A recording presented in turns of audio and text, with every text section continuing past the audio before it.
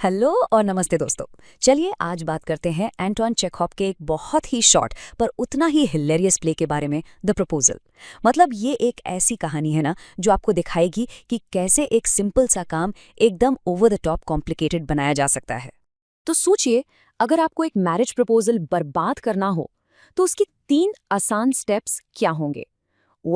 ये प्ले ना अनजाने में ही इसका एक परफेक्ट गाइड बन जाता है। आइए देखते हैं कि एक इतना सीधा सा काम इतना स्पेक्टैक्युलरली गलत कैसे हो सकता है। ओके, तो सबसे पहले मिलते हैं इस कहानी के अजीबोगरीब कैरेक्टर्स से।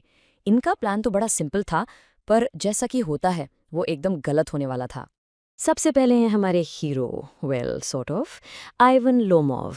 ये एक लैंड ओनर है और इनकी पर्सनालिटी बस इतनी सी है कि ये हमेशा नर्वस रहते हैं, एंग्शियस रहते हैं और इनको लगता है कि इन्हें दुनिया की सारी बीमारियां हैं। रियल में हो या ना हो, इन्हें लगता जरूर है। Basically he is a classic hypochondriac. और अब आती हैं नटालिया स्टेपनोवना। इनके बारे में बस एक चीज जान लीजिए, ये बहुत ही जिद्दी हैं, मतलब स्ट्रॉन्ग विल्ड हैं। बहस करना इनका फेवरेट पास टाइम है और ये किसी भी फाइट से 1 इंच पीछे नहीं हटती। सीरियसली, हार मानना तो इनके सिलेबस में ही नहीं है। और फाइनली इनके पिताजी, स्टेफन चुबुकोव, ये तो असली ड्रामा किंग है। हर छोटी सी बात को इतना बढ़ा चढ़ाकर बोलेंगे ना कि बस पूछो मत। Over dramatic to the core, और हमेशा बस अपने फायदे का सोचते हैं। तो देखिए, लोमोव का प्लान बड़ा सीधा सा है, उसको नतालिया से शादी करनी है। पर रुकिए, ये कोई लव स्टोरी नहीं है, सब कुछ प्रैक्टिकल रीजंस के लिए हो रहा है। प्रॉपर्टी, स्टेटस, उस टाइम के लैंड ओनर्स के लिए यही सब जरूरी था।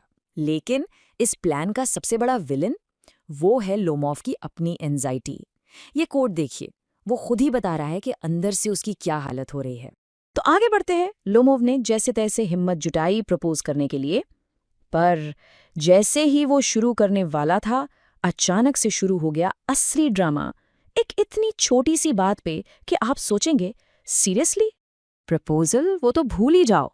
सारा फोकस शिफ्ट हो गया है एक छोटे से जमीन के टुकड़े पर। नाम था उसका ऑक्सन मेडोज। एक तरफ लोमोव जो कहता है, भाई ये मेरी जमीन है, मेरे पास कागज हैं।